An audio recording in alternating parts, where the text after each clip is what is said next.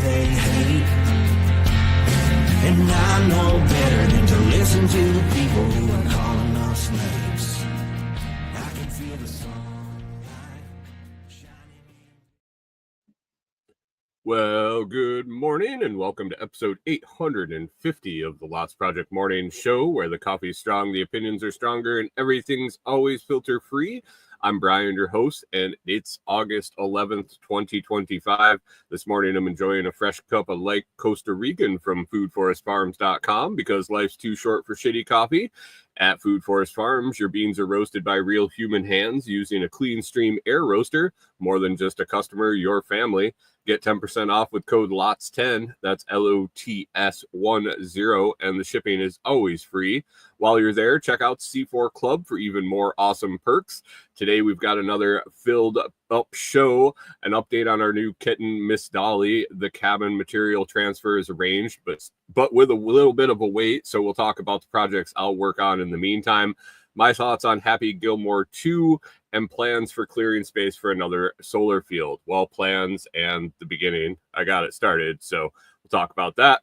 Grab your coffee, smash the like button, and let's get started. Good morning. Good morning. How we doing today, everyone? Hope you're doing good. Another Monday here. Another week's gone by. Second week of August here. Time's flying, especially when you got stuff to do, like build a cabin, and all we're doing is waiting. So talk about that in a little bit. Good morning, Digger. How did I get here? I don't know how you got here, man. I assume you clicked a link or you opened the app and the show just happened to be showing there. Good morning, Mike's Homestead. How's it going? Thanks for stopping in, Canadian Farmstead. Good morning to you. I guess we didn't hit that all-time high last night. Bitcoin took a little pop last night. Let's check in with that. Let's check into the Bitcoin price. We got 121,185, $121,185 per Bitcoin. Last night it popped up over 122 on its way to a new all-time high and then dipped back down under into that 121 range. Hung out most of the week there in the mid-teens, low teens. 100 in teens, 113, 114, up to 117, 118 towards the end of the week, and now we're popped into the low 20s. So we'll see what happens. See what happens this week. It could be good. It could be good for sure, or you never know. Maybe it'll go to zero. Pip, good morning. Thanks for popping in. How you been doing? I haven't seen you in a while. Hope everything is going well with you. So, got a cat. We'll talk about the cat and the ninja moves that Corey used. I guess to solidify the cat's place in the camper. Hello, how are you? Arnava sucks at life. Arnav sucks at life. Good morning. How are you doing? Hope everything's going well. Happy Gilmore 2. Yeah, we'll be talking about Happy Gilmore 2 in a little bit here. So we'll talk about the cat. We'll talk about the cabin material transfer, which is the thing that's first and foremost on my mind. But we'll hit up the kitty chat first. So if you listened last week, where were we at on Monday morning? I had just built a new outside cat house for the little kitten that showed up outside the camper that Corey fell in love with instantly. She asked me to build it a shelter outside since it was just it was out in the elements, and it was probably we found out at the vet he thought 8 to 9 weeks. Corey was guessing 8 weeks, so definitely right in that kitten.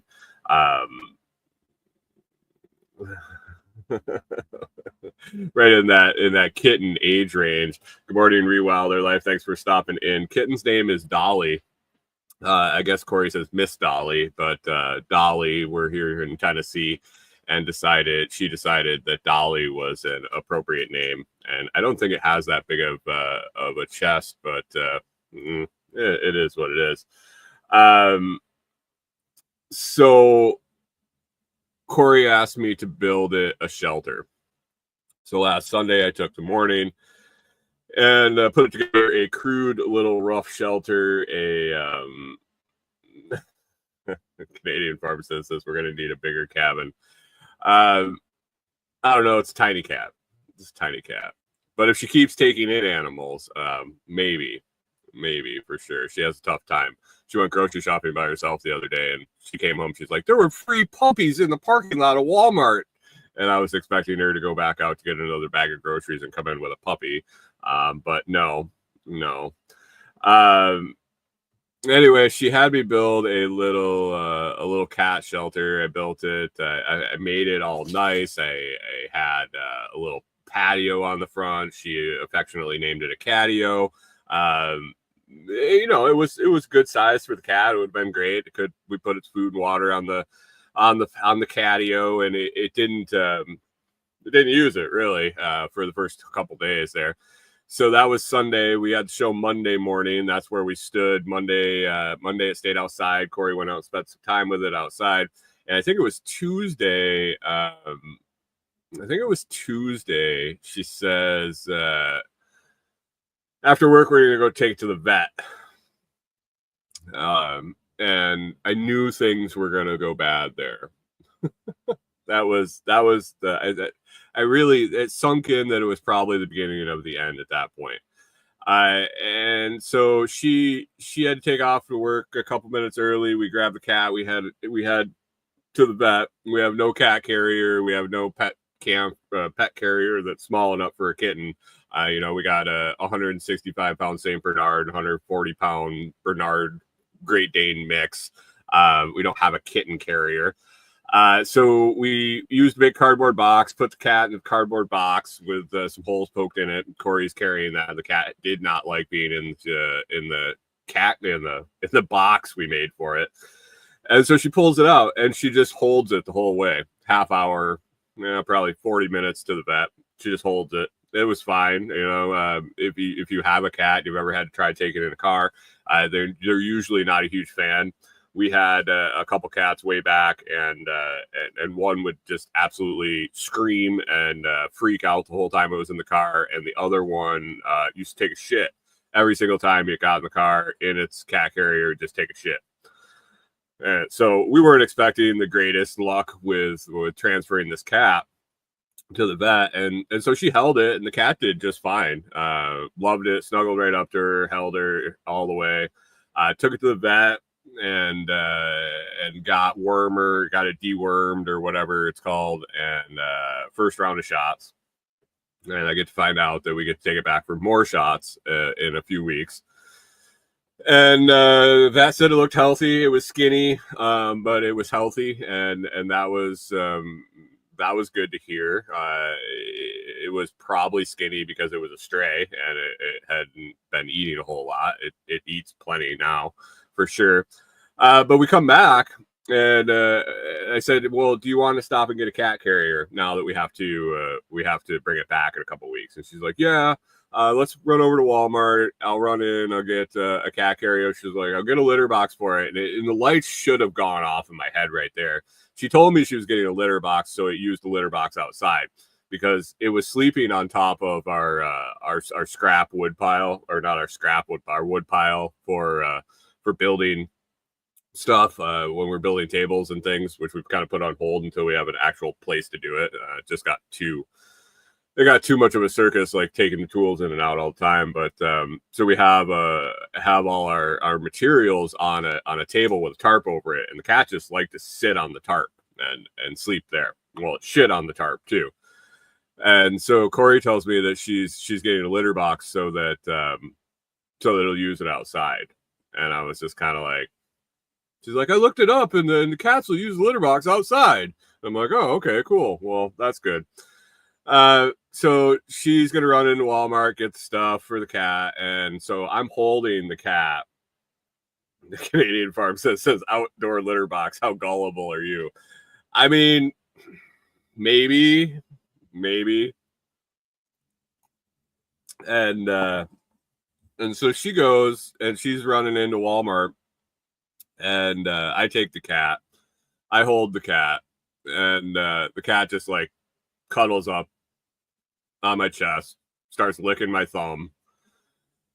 Whole time she's in Walmart, just sits there, perfectly content to just be held and hang out and lick my thumb the whole time with its little razor tongue. And so she comes back out and she's like, "Oh, you guys are so cute." Da, da, da, da. And I'm like, "All right, well, it's time to go home. Here, take your cat." And so I give her the cat, and we come back, and I sit down. We take the dogs out or whatever we had to do.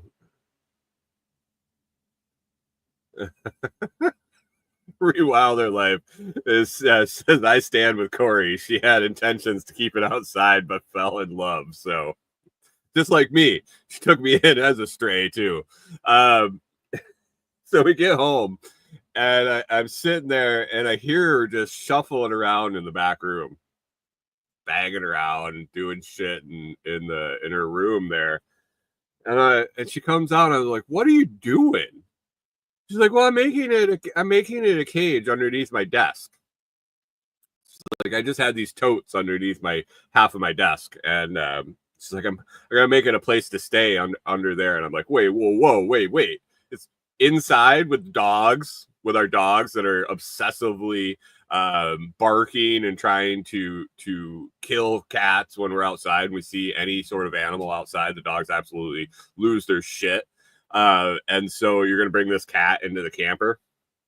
She's like, "Well, yeah, I'm gonna just make it its own little safe spot underneath the desk and see if the dogs get used to it." And I just let her do her thing.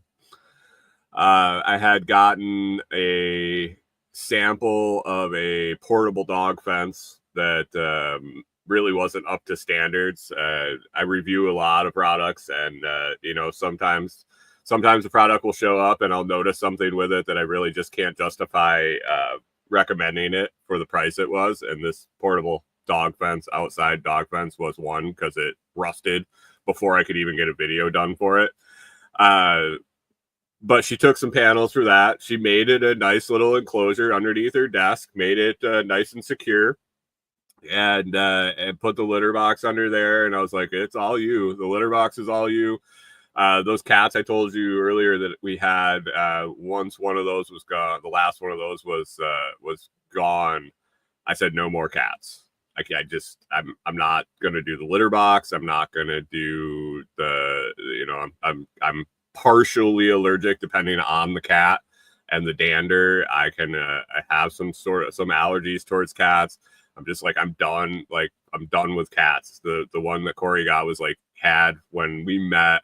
She had two when we met, and one died kind of relatively soon late after that, and the other one was 18, I think, 19 years old. And I'm like, this kitten's 8 weeks old. I'm like, that's like signing up for a kid. 18 more years. And I was just like, I don't know. But anyway, she made it a little home under her desk there, and being an 8-week-old kitten, it was tiny, so it fit under there just fine.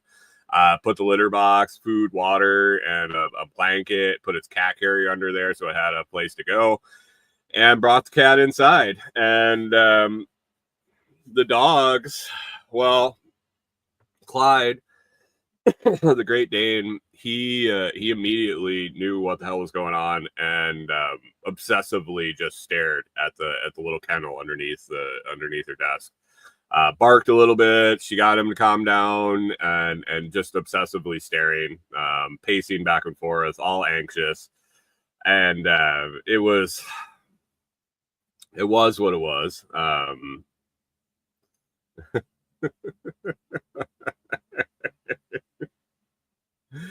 And Norman, the Bernardo, he was indifferent when she brought the kitten in. Didn't really do much, didn't really bother him, just kind of went about his business and everything. And we weren't sure if he didn't care or he didn't even know. it was there. So eventually, it was almost 2 days later, he realized that there was a cat in the house, and now he's obsessed too. They're warming up to it. They're getting better. I don't know how long term it'll go, but eventually, I suppose they'll have to get along, unless she's going to keep it in its little cat condo there. She did expand the cat condo. It was getting litter in its food and water, so she didn't want it to get sick. So she ended up constructing a 2-story cat condo for this. So it actually has a spot underneath the desk, and then she had me cut her a 2x4 for a ramp, and there's enough room between the desk and the wall that the cat can go up, and has a spot on the top of the desk too. So on the top of the desk, it has like a little cat tower and a scratch post and a blanket and its food and water, and then down below it has its litter box and its kennel to go hide if it wants. But the dogs, super obsessed, huge dogs for this tiny little kitten. The kitten couldn't care less. The kitten ignores them, stares at them, turns its back to them, it just doesn't react at all, basically. And the dogs just kind of stare at it. Every once in a while, they'll start barking, and eventually they just go lay down and leave her alone. We did have a little bit of interaction at one point. Her ear got through the cage of the enclosure, and Clyde did. I don't know if it nibbled at her, it bit her, or whatever. The ear, the cat screamed, the dog got its ass kicked, and it was what it was. Norman got bopped on the nose at some point. Not sure if the cat's claws were out or not, but she bopped him on the nose, so she's not too intimidated by them. And I think once she gets a little bigger, seeing she does have her claws, if the dogs want to fuck with her, they'll fuck around and find out. I think she'll definitely take care of herself, and it won't feel real good if she swats one of them with the razor claws she has. So we'll see. I didn't think we were going to get an indoor cat ever again. I thought I had expressed that sentiment pretty thoroughly. But what makes my wife happy is what makes me happy, and she fell in love with a kitten, and so she got a kitten, I guess. And so Miss Dolly, we got Miss Dolly, and she'll be around for quite a while. I thought she was going to be an outside cat at the cabin to be on rodent patrol, but obviously she'll be doing rodent patrol inside. So Canadian Farmstead says when the alpacas move in, you won't have to worry so much about the kitten. Right?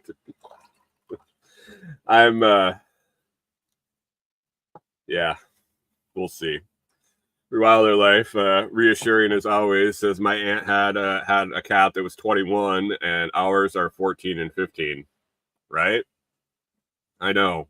And this tiny little thing, she looks pretty healthy. And the one cat that we had that didn't make it all that long, I think he must have been 6-7 years old.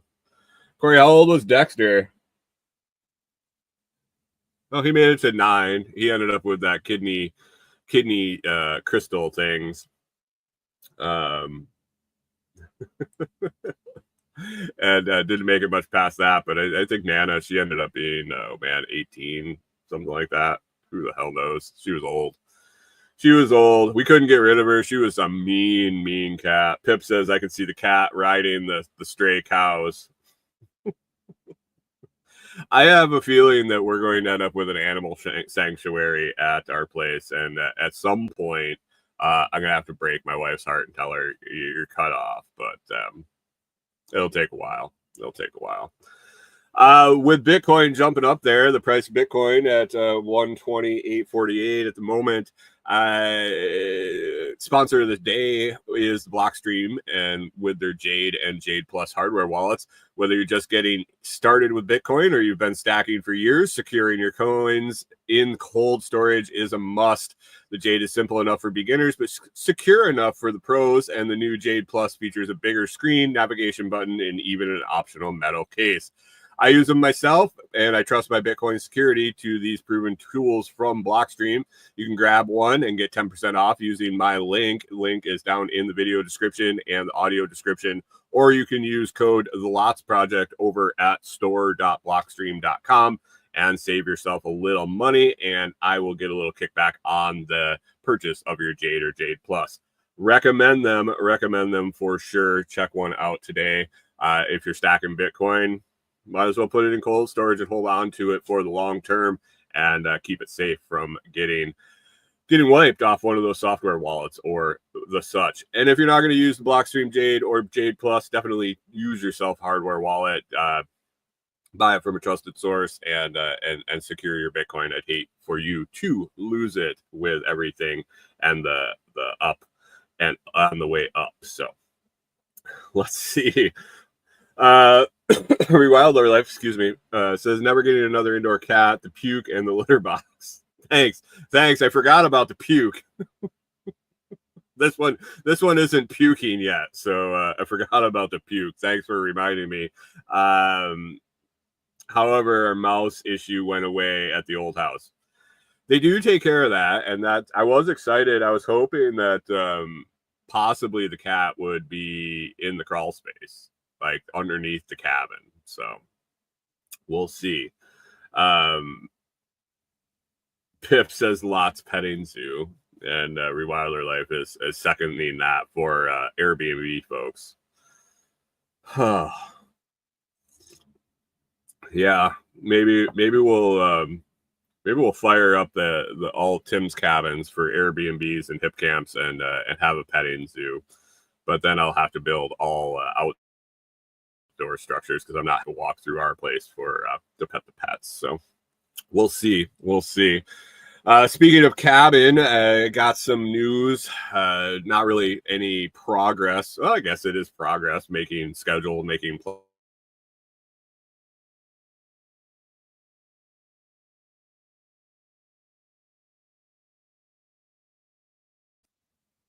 Sorry, guys, I blipped out there for a second.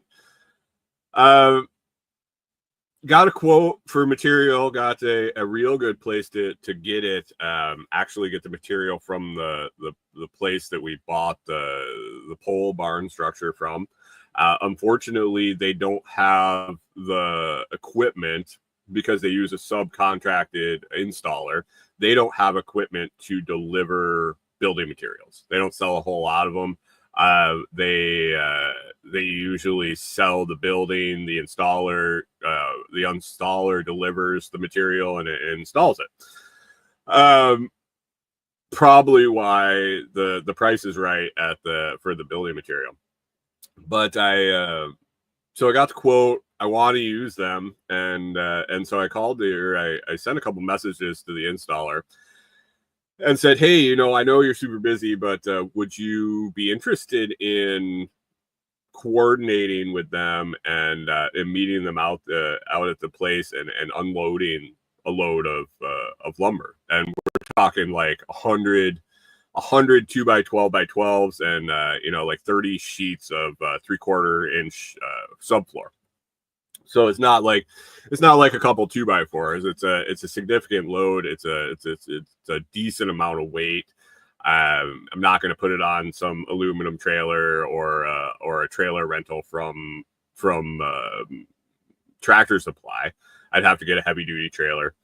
And so they delivered all the pole barn stuff, and I was like, well, they got the trailer, they got the equipment, they could unload it. I said, pay you whatever. Give me a price. Let me know a price, and we'll see if it works.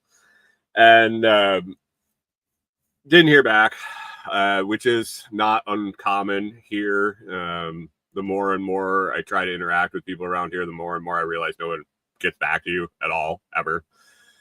And so I was looking through the messages for when we were scheduling the install, and it was a week ish, 5 days, 6 days between messages. So I waited and I sent him another message and never heard back, and waited and never heard back. And I was like, well, obviously he's not fucking interested in doing it. Thanks for just saying that. Thanks for just sending a message. Yeah, no, I'm good. I'll pass. It'd be nice to be able to move on with life, leave messages and send texts and whatnot, and just ghost and not hear back is kind of infuriating. So anyway, decided at one point that it's I got to figure it out another way. I reached out to the guy that let me borrow the trailer for picking up the solar panels. I said, dude, you still got that trailer? Can I borrow it? I need to go get a load of material. It is quite a heavy load, and he's got big truck. He does dirt work and stuff, so he moves equipment around. So he's got a decent sized truck, and I said, can I drag the material on the trailer back to the property, to the beginning of the easement road to your property, which is right there on the road. And then when you come out next, can you drag it back there with your truck? I said, my four-wheel drive is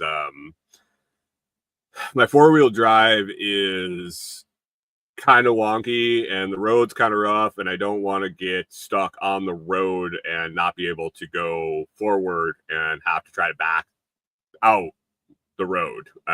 If you've been in and out of the easement road, you'll know what I'm talking about. It would be really inconvenient to get stuck on that road and not be able to go forward, or really I wouldn't be able to back out either. So it'd be a rough go of it if I got stuck on one of the hills. And so I'd rather not do that. The installer, when he brought his stuff back there, popped it in four-wheel drive and was able to do fine. I just don't trust my four-wheel drive. It hasn't really worked right since we got the truck. So I just asked him if he'd do it. He said, no, I actually sold the trailer. Long story short there. And I'm like, oh shit, well, that's not good. Let's think of another plan. He says, I said, well, would you be interested in actually picking up the material with your trailer, bringing your skid steer with forks, and we'll drag it back there and you can unload it and just give me a price. And he's like, yeah, that's fine, except it's going to be a couple of weeks before I can break free and head out that way. He lives about 2 hours away, and his schedule is packed, so it's going to be 2-ish weeks. He'll get me on the schedule, and I'll get the material ordered, and we'll pick it up, and he'll drag it back there and unload it up to the site with his skid steer. So that's a plus. That's on the books, kind of. It's at least on his radar, and we'll get on the schedule and get that stuff delivered. That'll be the whole next phase of construction. That'll be floor joists, flooring. The whole floor will be put in with that. A big old beam running down the center. But in the meantime, I do have stuff to do up at the property for the cabin build. Some of the things that we have to get done prior to getting that material is I need to install. I'm going to be putting 5 piers underneath the center beam for the joists. So we're going to be running the joists the short way on the cabin, the 24-foot wide, and we're going to run a beam down the center at 12 feet in between two of the 6x6s. To make that span and make it work, I'm going to put some support piers underneath. I was contemplating going back and forth of concreting them in, but I settled on digging down, tamping down, and then compacting gravel and using the pre-poured deck piers and 4x4s, just as since it's just support. It's just vertical load weight, and it's only a single floor.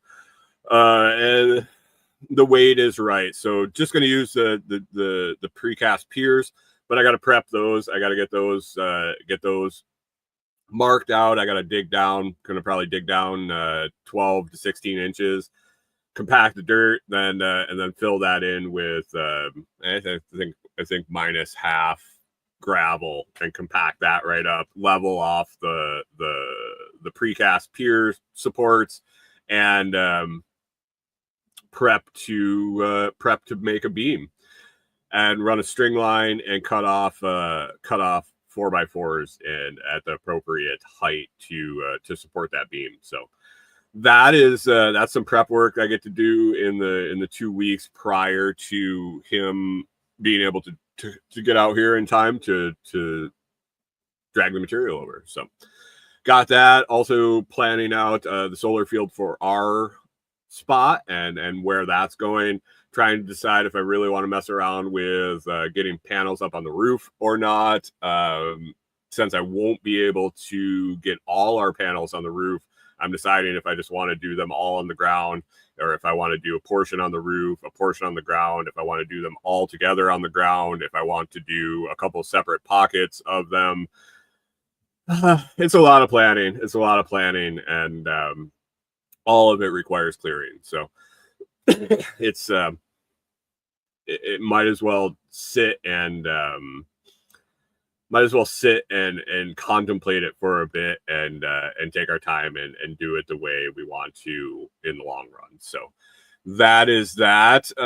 So material it's coming. We're still hoping to possibly get in by winter. At least have the shell up and some insulation, and we really don't need it to be. We need it to be finished enough to move in. It definitely doesn't have to be. It doesn't have to be finished. At this point, we're ready to go whenever we can make it work. Basically, if we have the basics to survive, shelter, water, heat, and we're able to work, if so, with internet and a quiet place to work. So Corey needs a place to have meetings and do her daily work, and I need a place to I don't really need. I can do my stuff outside or wherever I am. So our basic necessities to get out of the camper and get there and be there full time and be able to work whenever we want on the cabin is definitely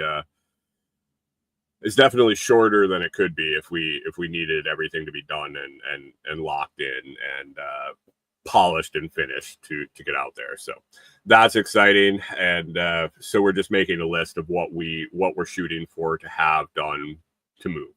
So bless you, Corey. So that's that. That's a little update on the cabin.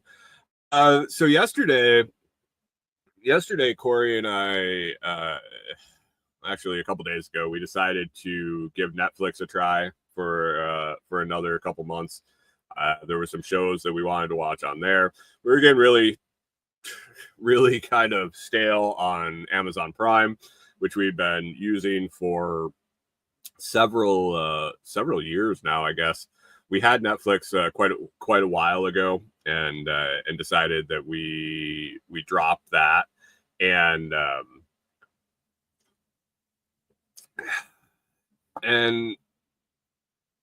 we have this time in the evening. Rewilder Life says, man, it's so much easier now that we're here. I can sympathize so much. Well, and that's the thing. We'll probably have Netflix until we move out there. We have this time that there isn't quite enough time to go, and we're half an hour away from our build site. And there isn't quite enough time to go and start work and then come home. And so we have these periods where, we just want to relax and do nothing. And so we chill out and we watch TV shows or a movie or something like that. And we got kind of stale on Prime. and there were some shows that we wanted to watch on Netflix. And basically, Breaking Bad was on live AMC or something on Amazon. We're like, we would really go for watching Breaking Bad again. That was I really enjoyed that series. We've watched it a couple times. I could watch it again. And so we looked into Netflix and looked at the price, and we're like, well, we can swing that at least for a couple months for sure. We could swing that until we get out there, and we really we won't be watching a whole lot of TV once we're there. I think we'll have plenty to do. And so we signed up for it and we started looking around, poking around, seeing the things we wanted to watch. And there was quite a bit of stuff that we had forgot about that we enjoyed watching on Netflix that was only available on Netflix. And so we started building a list, and we saw Happy Gilmore 2. And we're like, oh yeah, that was released on Netflix. And really, I had heard mixed reviews on it since it came out. I'd heard people really liked it. I had heard people thought it was absolutely horrible. And Corey yesterday morning, she's like, when we have lunch, do you want to watch a movie? You want to have lunch, and we'll watch Happy Gilmore 2. And I was like, yeah, sure, why not? Sunday fun day. And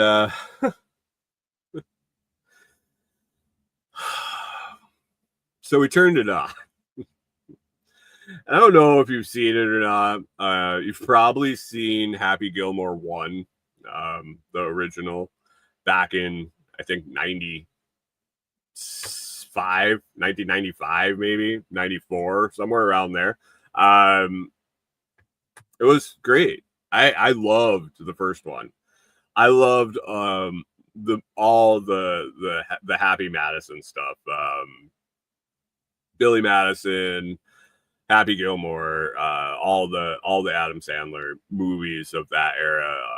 I mean, I thought they were great, and so I was excited to see this one. I was like, you don't lose funny, I don't think.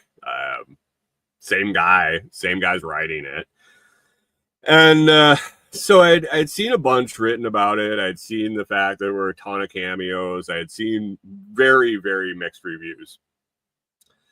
And so we started it, and I'm watching it, and man, it's like a 2-hour movie, and about 45 minutes in, I just kind of look over at Corey, and she looks at me, and she goes, when is it going to get funny?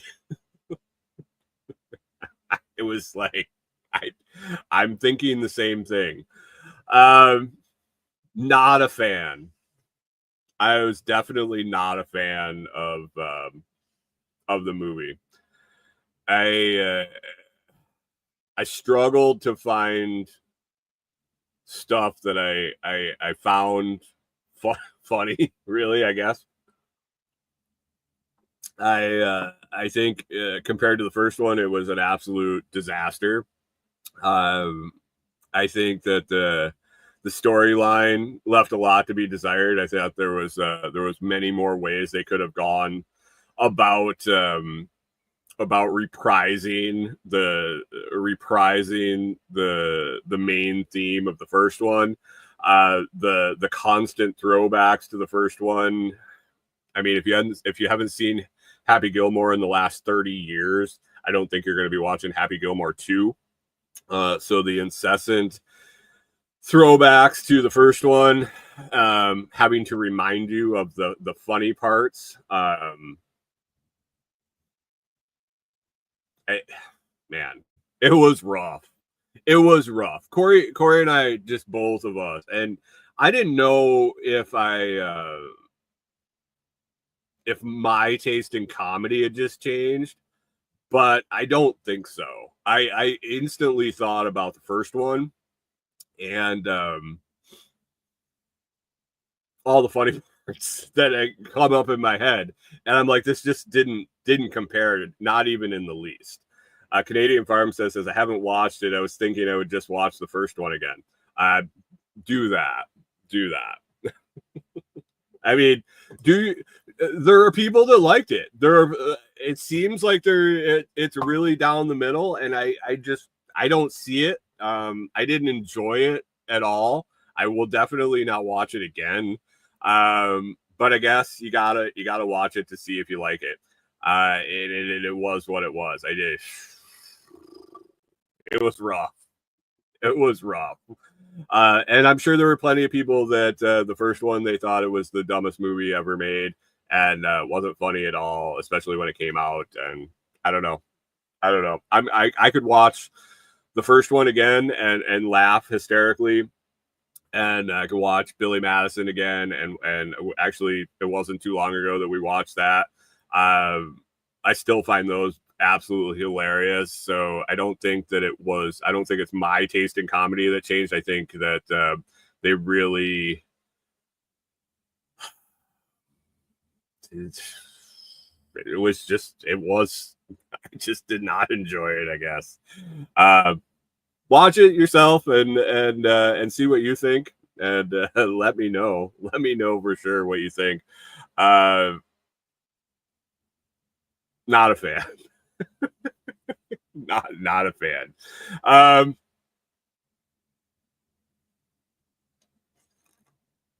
To each their own, I guess. To each their own. But anyway, picked up Netflix for a little bit, and that came with it. So we'll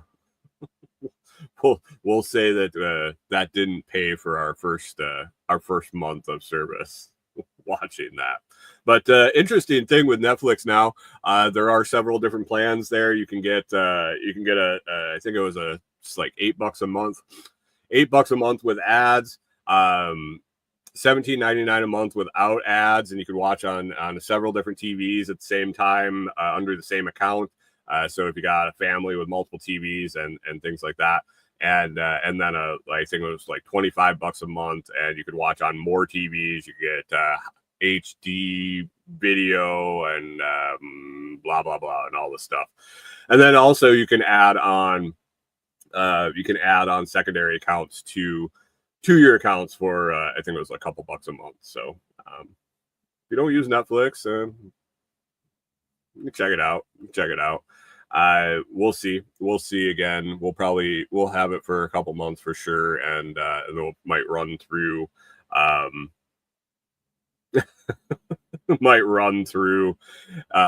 all the stuff we want to watch and then cancel. So that's the nice part about it. You can turn it on, turn it off whenever you want. Pip says ditch Netflix and buy more cat toys. Corey says to me, so through Amazon and making all the Amazon videos, I'm in a program, I guess it would be called, where companies add on special promotions for certain items for a determined amount of time. And there's a messaging app, and so creators and brands can communicate back and forth and send out product samples or set up different promotions or whatever.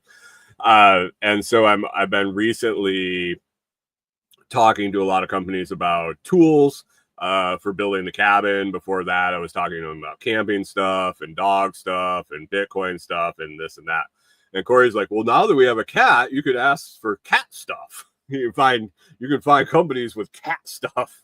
So add that to the list of items that I might be getting into to make videos about.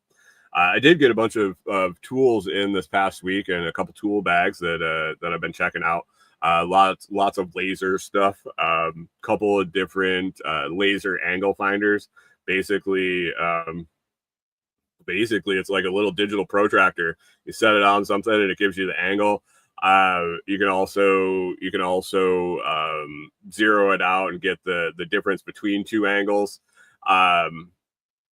I think it'll come in handy with setting solar panels and making sure that things are square. Basically, it's a level, and then it also lets you set angles. So, got a couple of those to test out. Basically, both Chinese cheapy electronics. They seem to be working all right. I like to give them a go before I make videos. So videos coming this week. I also got a couple tool bags. One I think is really nice, and it probably really nice for like an emergency kit for a car or truck, or a blackout kit or something like that, or a tool bag. Definitely they're marketing towards technicians or specialty trades where you have a standard set of specialty tools that you'd be able to grab and take to a job. As a gas service tech, I could have definitely seen using one of these for some of the tool sets that I had.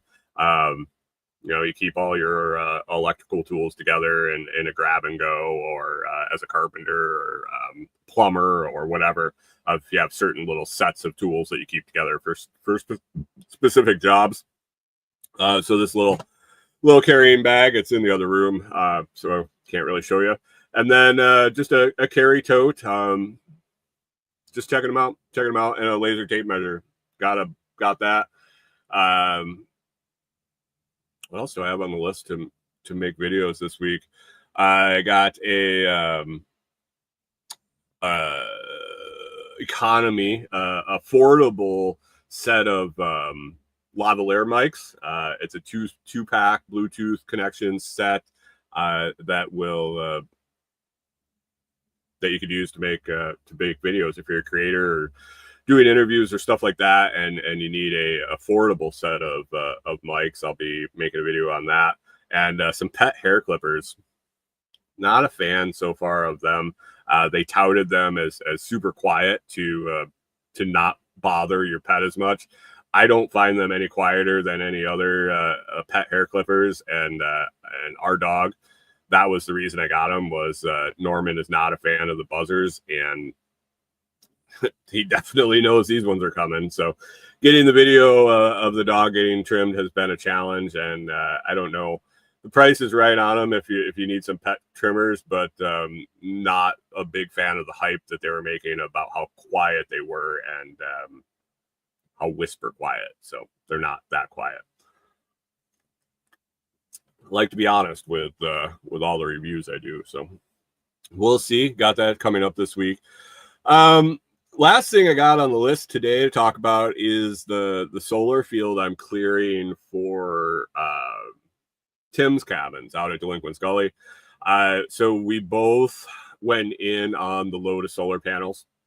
So I was talking about the decisions I'm having to make for our solar panels. So he's got the same amount. We both have I think 28. I think we both have 28 panels to put up.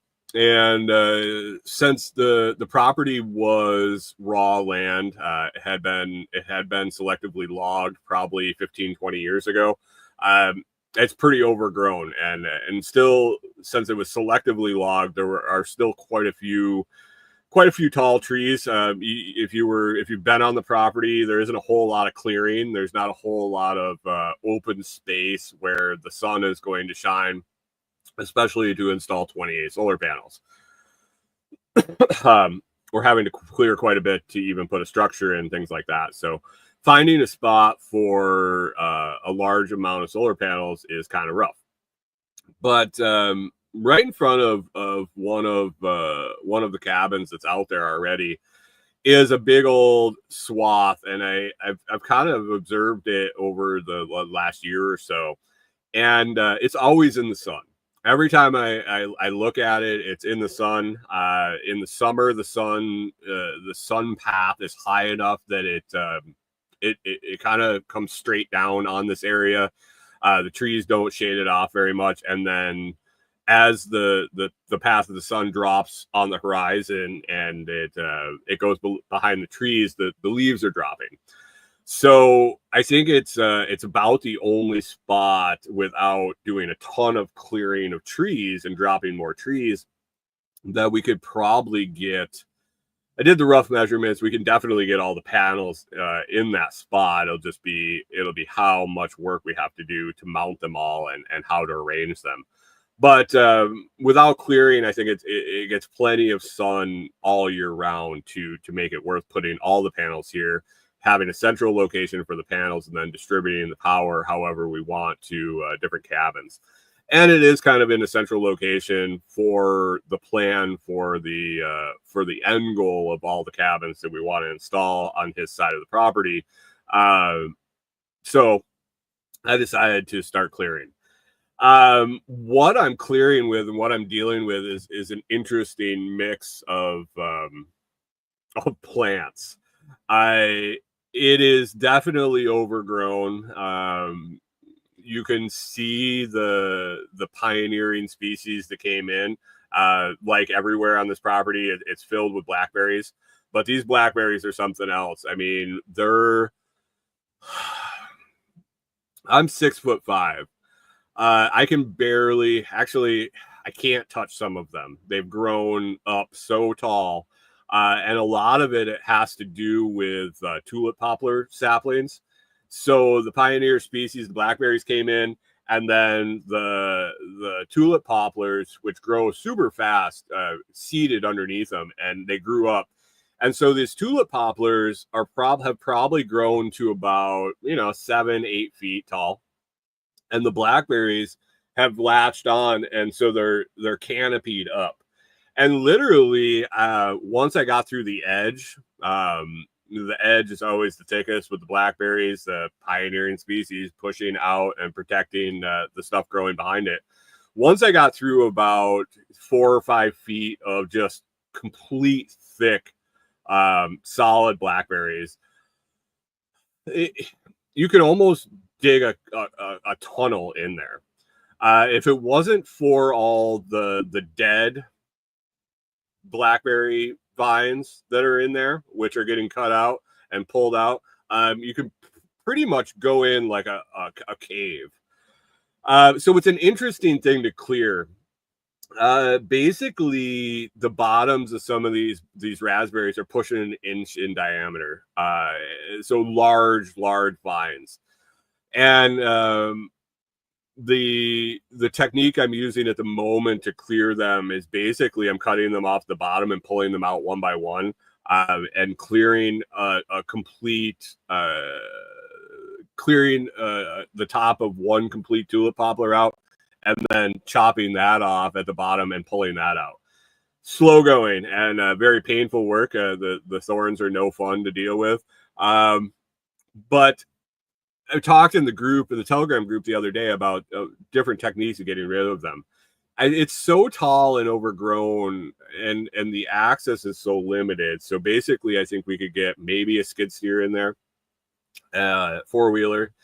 Unless it was an enclosed cab, I don't know if you could drive into it forward. I think you would just be enveloped in the blackberry vines. So we talked about goats. Little research into the goats, and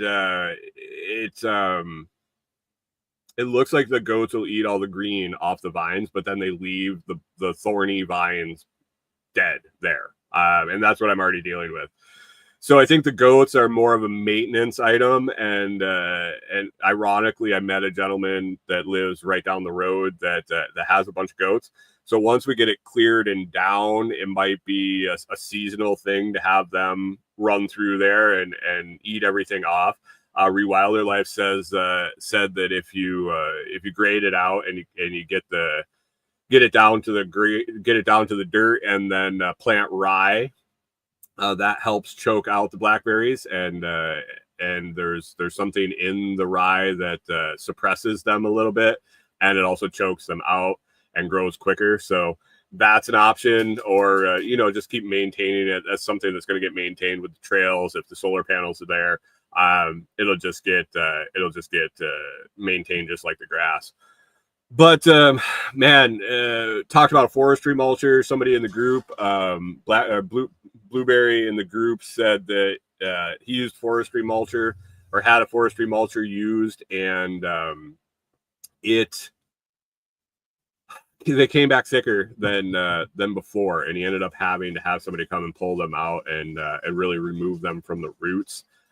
He said it wasn't maintained like his yard, not mowed as often as yard, but once that forestry mulcher went through, it really just stimulated the growth. And I've seen that on the property where I've cleared the blackberries and just cut them down with a machete, which is basically the way I found that works the best. Chop them up with a machete and throw them off to the side and let them compost down. But they come back thicker. It is what it is. So once you clear, you really got to keep up with it. And if you keep up with it and keep them down to the ground for, it seemed like a season, and you let some other stuff grow in around them, it seems to choke them out. And I think that the ryegrass helps with that, like Rewilder Life said. And I think it just, if you keep them knocked down, they just never get enough energy into the rhizome to keep producing. So eventually they just wither out and die. So that's the plan there. I got maybe a quarter of it done last week of what I have to do completely. So it'll be an ongoing project. It's definitely slow going. It went a little faster once I got through the edge, but it's like a triangle shaped area. So I have 3 sides, have 3 edges to get through. The center seems a little bit easier. Once we get it all knocked down, I can get a look at the topography and the land and how it sits. Might end up getting a skid steer in there and leveling it out, which will help bury the blackberries, and maybe we'll overseed it like Rachel suggested with some rye. But then put a solar field in there. It's kind of oriented right, and we'll put up some posts and put all those panels in right there and keep it maintained and have some power for Tim, some constant power for Tim's cabins. And yeah, so that's the plans with that solar field, and we'll end up doing the same with ours up at our cabin. We have a little different we'll have a little different setup. I don't know if we have room right now to get them all in a completely sunny area. So we might end up dropping trees, or like I mentioned earlier in the show, might end up doing a couple different spots of smaller groups of panels. With the panels we have, I think I want to do groups of 7. So we'll have 4 groups of 7, and whether they're all together, 14 of them together, 21 of them together, I don't know. We'll find that out once I start laying out some stakes and string and seeing the actual size. But as far as Tim's go, I think right at the moment we're going to put them all together in that one spot. So that's what I got. That's what I got for today. So plugging along, getting those piers set and getting ready for delivery of the floor joists and whatnot there. That's on the docket for our cabin, and getting a spot cleared for our solar field, getting Tim's solar field cleared and prepped for install. Probably when he's down here with family and we have some more hands on deck there, would probably be an ideal situation for putting that in. Gave an update on Happy Gilmore too, and the disappointment that we had watching that, and how I was not very happy with the reprisal of Happy Gilmore 30 years later. Was not up to par in my opinion. See what I did there? Par. Happy Gilmore. And Miss Dolly, our newest member of our family, got moved into the cabin. Sneakily moved into the cabin. Corey just went kind of rogue, and it was what it was. And she's in here now, and it is what it is, and can't change that. Corey's happy, and she has a new friend, so it is what it is. It is what it is.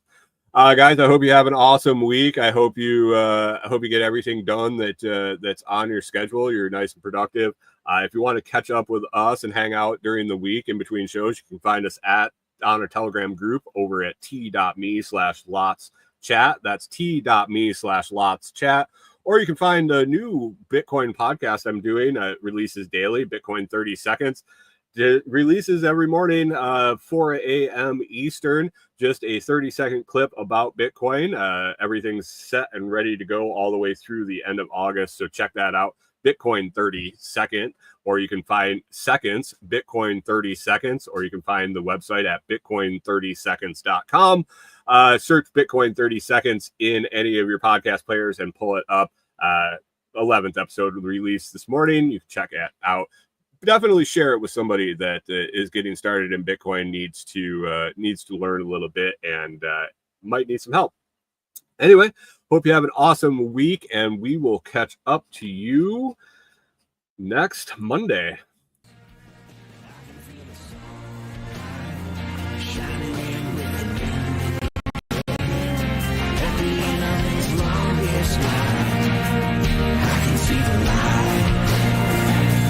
I can feel the song.